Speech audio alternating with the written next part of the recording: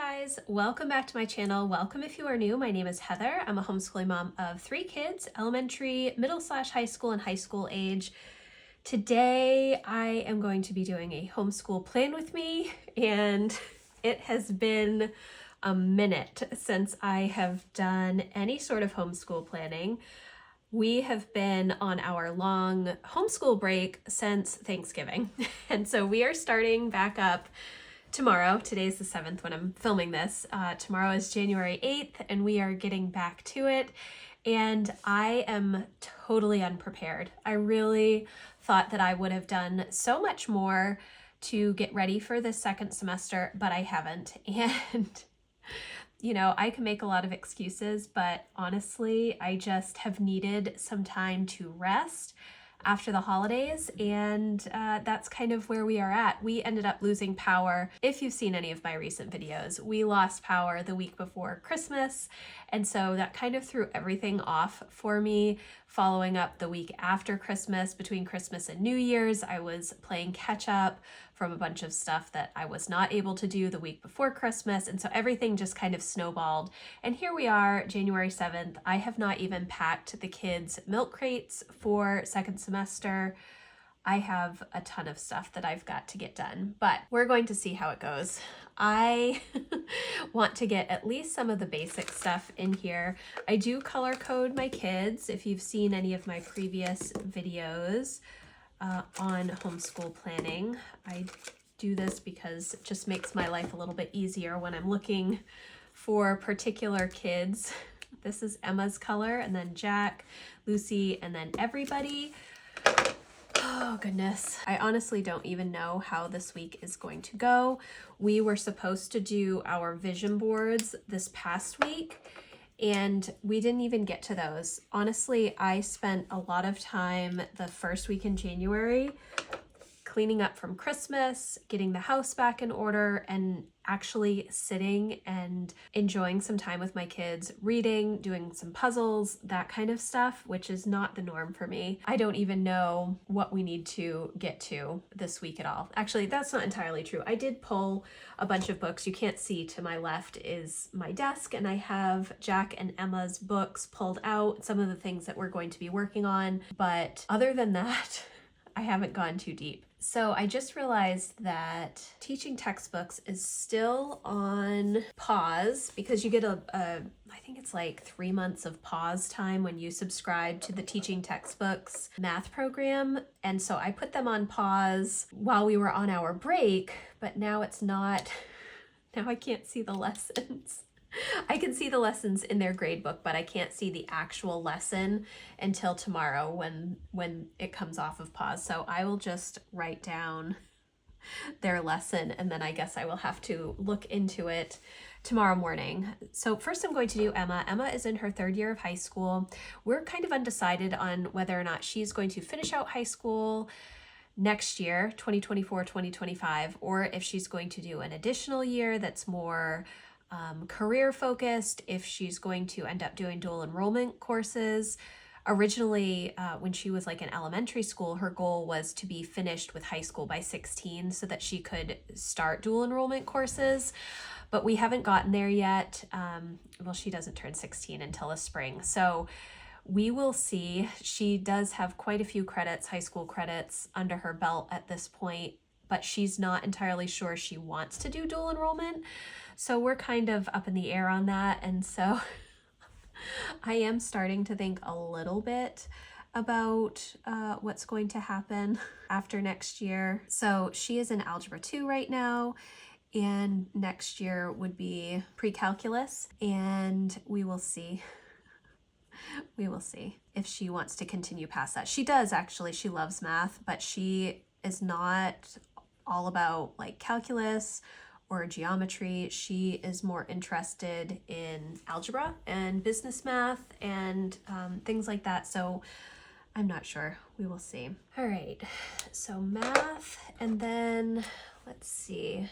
One thing that I can do, if I find my pen, is write down some of the things that we're going to be doing this week. So Monday, January 8th, we will have our Monday meeting, and our Monday meeting is essentially where I sit down and just chat with the kids about everything that's going on for the next week. If we have appointments, if we have events that we're leaving the house for, if we have field trips or fun things going on.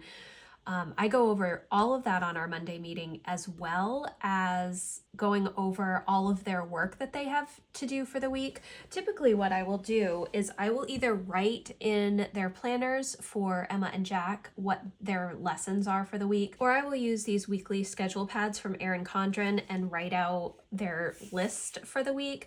These I've been using since Emma was, I don't know, really young, and they work very well for my kids who love lists.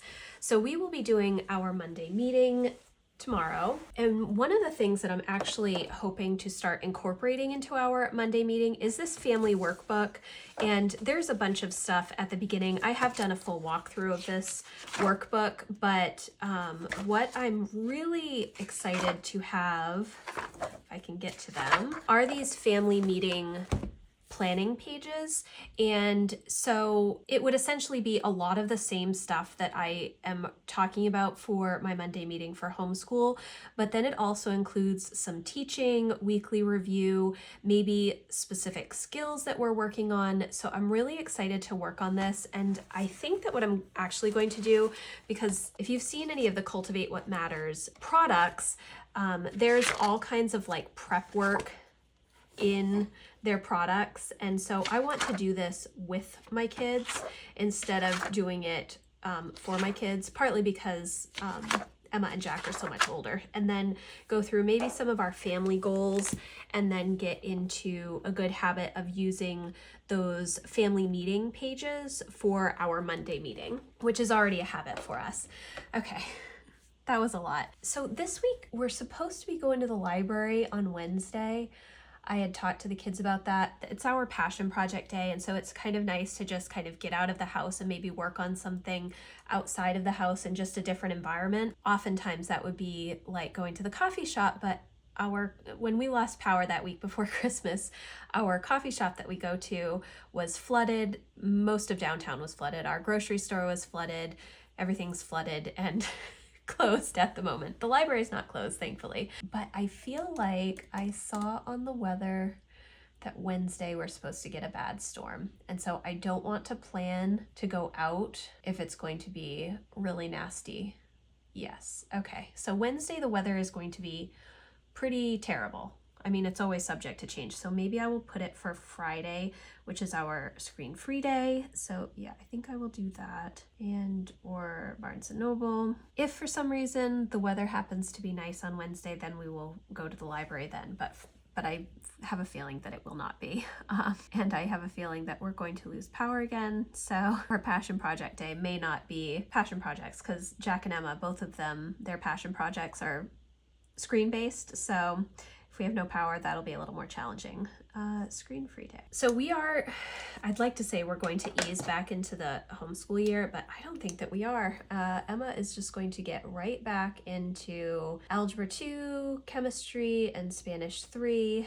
And Jack is going to be doing quite a bit as well. So let's see. First I will put Spanish. So I am having her double up on Spanish on Tuesday, and we will see about chemistry so that she doesn't have to do Spanish on Friday. The purpose of Screen Free Day is to have a day where we're more focused on analog learning and book learning and just not being on screens on a particular day.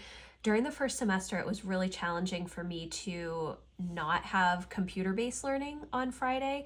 I don't think there's anything wrong with computer-based learning at all, but it's nice for us to just have a full stop break on one day during the week where we are not doing anything screen related. It's also easier for the kids to not have their enjoyable online hobbies if we're not also doing school online, because it seems more like a punishment sometimes if they're not able to work on their hobbies like video game creation or Blender or animation or drawing or video editing or whatnot on our screen-free day, but then I still expect them to do all of their screen-based school.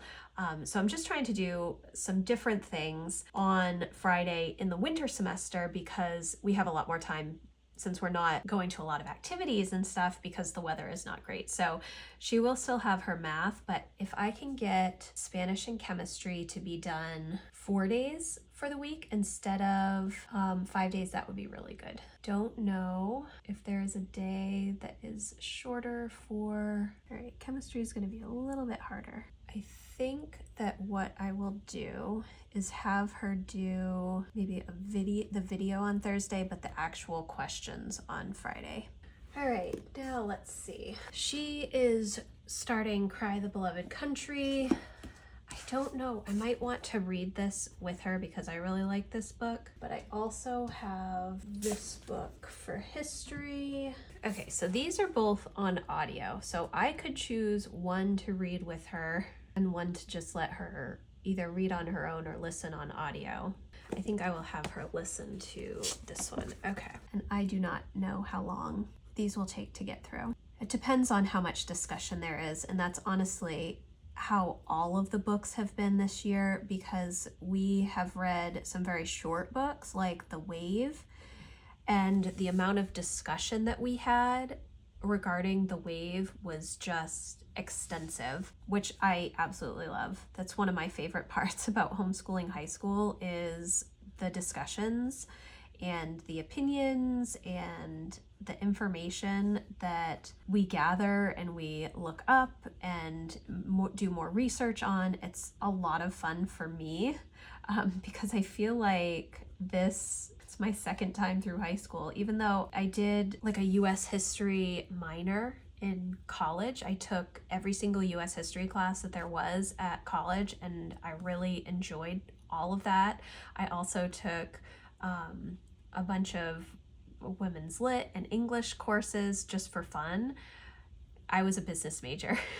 The history and English were just for fun classes.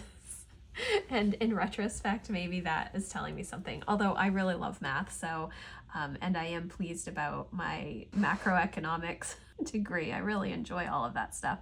It's a little strange, but I really, really love history and English. And so going through it this time with Emma, as she's my first high schooler, it's been so much fun. And even revisiting some of the stuff with Jack now that he is doing level 100, which is US history. I am loving it. Even though I did that a few years ago with Emma, I'm learning something new every single time that I go through. And also there's some new books that I have not read that I'm doing with Jack as well. So we also have modern history and pictures that we're working through, and I don't really plan that on my schedule. I just kind of go to the next thing as we feel the need to. I really like this.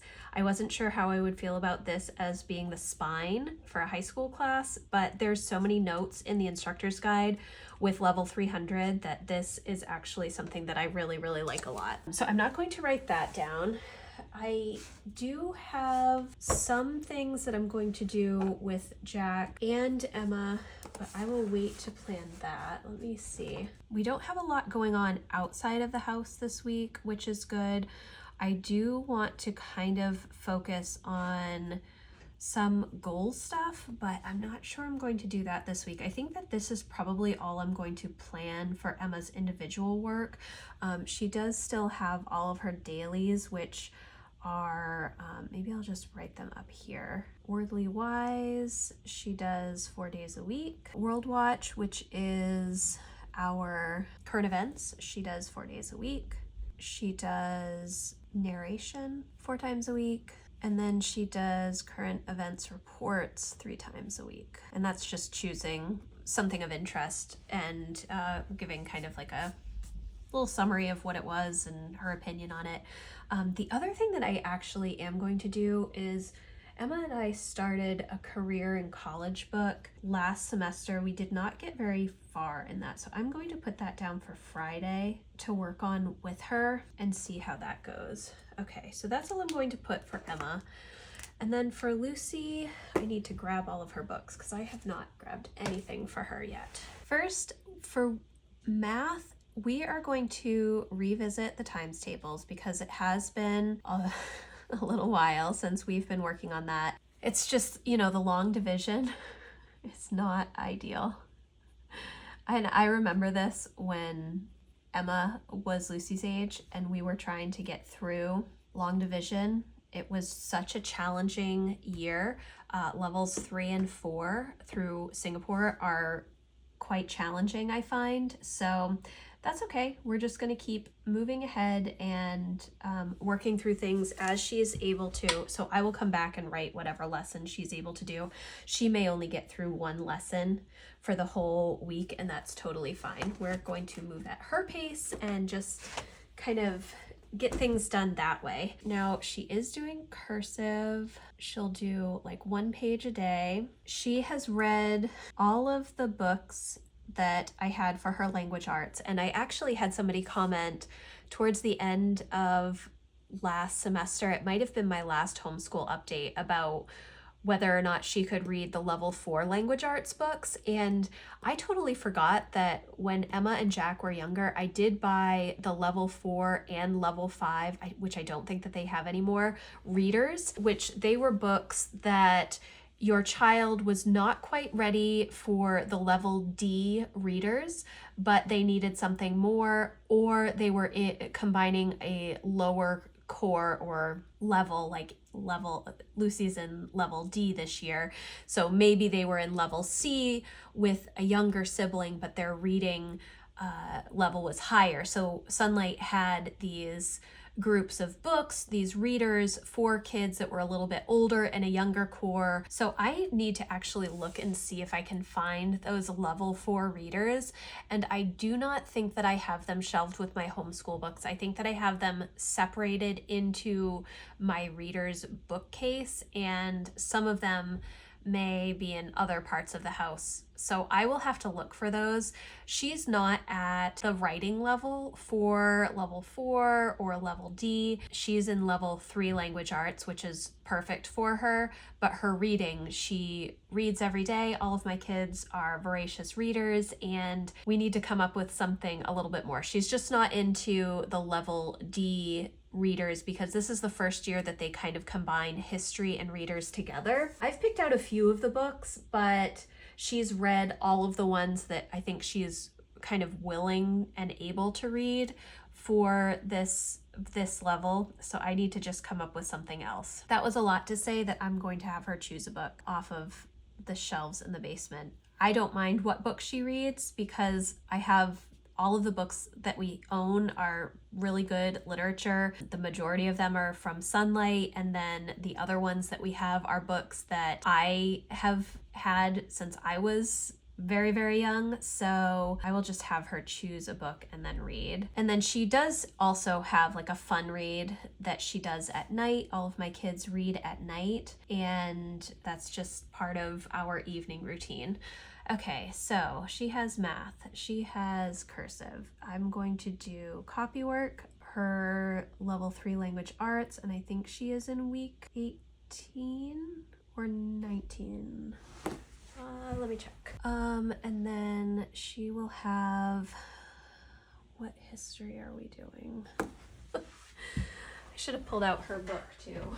So we are doing landmark history, and we are also doing her read aloud, which is the Green Ember series, which we started I think in November. I'm running out of space here. Okay, beginner's history. So on Wednesday, I try and have a little bit lighter day for Emma. She does not get a light day ever, it seems like. So I don't do history with Lucy. Green Ember, but I do read alouds. And I have no room for her science. I just realized that. In the fall, we finished up her butterfly unit. We're going to do cooking. That's what we're going to do on Fridays. And I am going to write recipe here and have her choose one because that is what she's interested in doing, and that can cross over with Emma's chemistry experiments as well. Okay. Goodness, I am all over the place. So now for Jack. So Jack is in Algebra 1 and he's doing great. this year is a good year for math for both of the kids. Last year was just okay. Jack is going to be working through the Everything You Need to Ace Science in One Big Fat Notebook for the second semester. And let's see, so, okay, and then, so he is on To Kill a Mockingbird. He hasn't started it yet. And then the book right after that is Bud Not Buddy. I think that I'm actually going to do To Kill a Mockingbird as a read aloud. I don't think that he is going to, I think that he will tolerate this book, but I don't think that he's going to really enjoy it that much, just because I know his reading tastes, and it's not this. Emma loved this book. I don't think that Jack is going to be a fan. I hope that he is, but I think that if I read it, it will just be a much better thing for him. So I'm going to read this, and then I'm going to have him start reading this. So I realize that my handwriting is really atrocious on these planning pages, but honestly, it's just so that I can keep track of it. And then one other thing is that I decided to stop with the new spine from Sunlight 100, which is America, the Last Best Hope. We did that for the first semester. Neither Jack nor I enjoyed it at all. So I'm going back to the Joy Hakeem books, and we did quite a bit of reconstruction already, but I'm just going to go back through and do the high points of this book, and then move into book 9, which is World War I and the lead up to World War II, I think. And the reason that I'm skipping over book 8 is because I actually read book 8 with Jack and Emma in April of last year, and we had started going back through some of the older history books that I had already done in the past, because neither of them had any read alouds last year, because Jack was doing main studies and Emma was doing constitutional literacy last year. And so we did not have like a normal Sunlight level to be working out of, and so I ended up grabbing some of the old Sunlight books. So we already did book 8. I'm not going to revisit it because we talked pretty thoroughly about that time period, like 1890 to 1915, 1910 maybe, and did a deep dive and like all those men who built America and the cars that built America, all those History Channel kind of docu-series. I don't know if there weren't really documentaries, but kind of, and a ton of that content. So I'm going to quickly go through book 7 and then go into book 9. And then hopefully I can read World War II with both Jack and Emma, which is this book, an Uncle Eric book. Last semester I read World War I with Emma, and she and I really, really enjoyed it. I had read this with Emma when she did level 100, and we didn't like it. And I think that part of the reason is because it is a follow-up to this book, and this book was not scheduled in level 100, it's scheduled in level 300. And so I think that going into this book will be a lot better for Emma and I, because we read this book, and Jack actually listened to a good portion of this book as well. So that's my plan. But we'll see. So I'm going to do History of Us, book 7, and then we will see how far we get in this week. Typically I wouldn't do history on our passion project day with Jack or Emma, but I am listing it just because this week we just need to get back into it. Okay, so we have math, science, part of English, history, Japanese, and he is just about done with his Japanese book. And I think what I'm going to have him do is quickly go back through all of that content again, as well as potentially, you know what, I think that you have to get on to, let me see, I wanted him to do Duolingo just to help him with pronunciation. The YouTube videos and that content is really helpful for Japanese 1. He's using the From Zero series, and I really, really love the program. The teacher is very engaging and Jack has learned so much, but just for a little bit of extra practice, because let's be honest, Japanese is not something that I can help him with. Spanish, I took Spanish all through high school. I took 2 years of Spanish in college, so I feel very comfortable teaching Spanish to Emma and helping her with her Spanish, even though she does it through BJU Press. But Japanese, I just have no idea. So I need to see. All right, it appears that you can do Duolingo for free still, but they do have a subscription service. So I'm not sure. I will have him look into Duolingo tomorrow for Japanese and see if he can start doing that. If it becomes a thing where he's not really able to practice all that much without subscribing, then I would prefer to have him subscribe to the community that is with the program that he's using rather than Duolingo. So I guess we'll see how Duolingo goes for him. But if he can do that along with Japanese 1, that is everything, I think, for him. But then together, we are going to be doing Help for High School through Brave Writer. Now, I bought this program last year and I did start it with Emma, but then we got distracted with other things. This is my copy. This program is actually written to the teen, but I'm going to go over it with the kids because they work better that way. So what I'm going to do, I think, is module 1 this week. Let me see. This week I'm going to do the introduction and module 1. And I didn't write Jack's dailies down. He has the same things that Emma does. 4 days of Wordly Wise, 4 days of World Watch, 4 days of narration, and 3 current events reports. And then the only other thing is we are behind in our Brave Writer slingshots and boomerangs because I just can't seem to implement those when Emma is doing cross country. I don't know why. I think it's because Brave Writer, while I love Brave Writer, it is so parent intensive to do Brave Writer, in my opinion. I think that there's probably ways that you could, cut back on some things, but I really like all of the content, so I don't. But we definitely have some extra Brave Writer stuff that we need to get to at some point, but it's not going to be this week. Okay, so this is kind of our week at a glance. We'll see how it goes. There are definitely a lot of little things that I also want to include in this plan, but if you've watched any of my homeschool plan with me's in the past, you will know that the extra things that the kids do, like their passion projects, whatever they're working on, as well as just extra projects that they work on, or books, or really anything extra that they do that is outside of what I plan out, I will come in here and I will just jot it down so that I have a record of it. But for right now, this is what I'm going to have for the week ahead. We will see how it goes. Obviously, this is not my slow and steady ease into a new semester routine that I typically have. Typically, when we start school in July and when we start back in January, I try to ease into everything, but I kind of feel like we need to hit the ground running and just get going with a bunch of things. So that's what we're going to try.